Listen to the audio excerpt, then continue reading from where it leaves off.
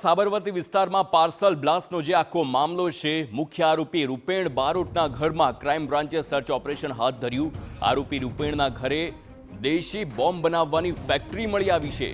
ઘરમાંથી હથિયારો અને બોમ્બ બનાવવાની સામગ્રી પણ જપ્ત કરવામાં આવી છે। બોમ્બ બનાવવા માટે નાઇટ્રેટ, બ્લેડ, છરા અને ખિલ્લા પણ મળી આવ્યા છે। તીક્ષ્ણ હથિયાર અને 12 વોલ્ટની બેટરી પણ જપ્ત કરવામાં આવી છે। Gas, pipe cutter, lathe machine, welding tools પણ મળી આવ્યા। રૂપેણ બારોટે અન્ય એક વ્યક્તિ સાથે ઘરમાં જ આ બોમ્બ બનાવ્યો હતો અને બોમ્બ બનાવવાની આ પાર્સલ પેક કરી વ્યક્તિને ડિલિવરી માટે મોકલ્યો હતો। તો શિવમ રો હાઉસમાં બલદેવ સુખડિયાના ઘરે પાર્સલ પહોંચાડીને બ્લાસ્ટ કરવામાં આવ્યો હતો। બ્લાસ્ટની ઘટનામાં 2 લોકો ઇજાગ્રસ્ત થયા છે।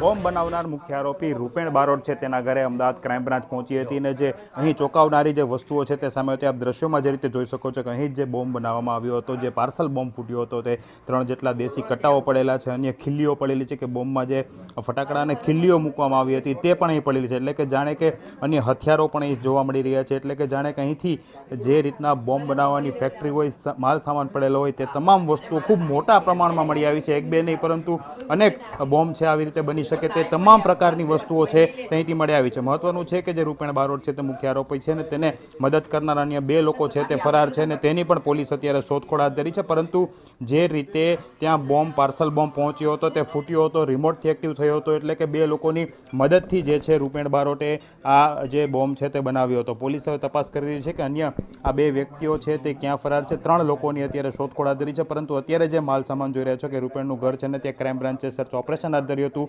3 દેશી કટ્ટાઓ છે, અન્ય જે છે તે બોમ્બ બનાવવાની તમામ સાધન સામગ્રીઓ છે, ખિલ્લી વાપરવામાં આવી હતી, બ્લેડ્સ વાપરવામાં આવી હતી। આ તમામ જે વસ્તુઓ છે, મટીરિયલ છે અહીં જોવા મળી રહી છે અને હવે પોલીસ દ્વારા આ રૂપેણ બારોટ છે તેની શોધખોળ હાથ ધરાઈ છે અને તેની સાથે તેને મદદ કરનારા અન્ય 2 વ્યક્તિઓ જેટલા છે તેની પણ પોલીસે શોધખોળ હાથ ધરી છે। મહત્વનું છે કે સમગ્ર કેસ સામે આવી ચૂક્યો છે ત્યારે ક્રાઇમ બ્રાન્ચ સહિતની સ્થાનિક પોલીસની અલગ અલગ ટીમો છે તમામ આરોપીઓની શોધખોળ હાથ ધરી છે। કેમેરા પર્સન મનીષ સાથે હરીન માત્રાવાડિયા, TV9 અમદાવાદ। તો તપાસના ધમધમાટ વચ્ચે મુખ્ય આરોપી રૂપેણ બારોટ બુટલેગર હોવાનો ખુલાસો થયો છે। ડીસીપી, જેસીપી, ક્રાઇમ બ્રાન્ચની ટીમ પણ તપાસમાં જોડાઈ છે। બોમ્બ પહોંચાડનાર ગૌરવ ગઢવી અને અન્ય એકની અટકાયત પણ કરાઈ છે। આરોપી રૂપેણ બારોટ અંગત અદાવતમાં બ્લાસ્ટ કરાવ્યો હોવાનું પણ સામે આવ્યું છે।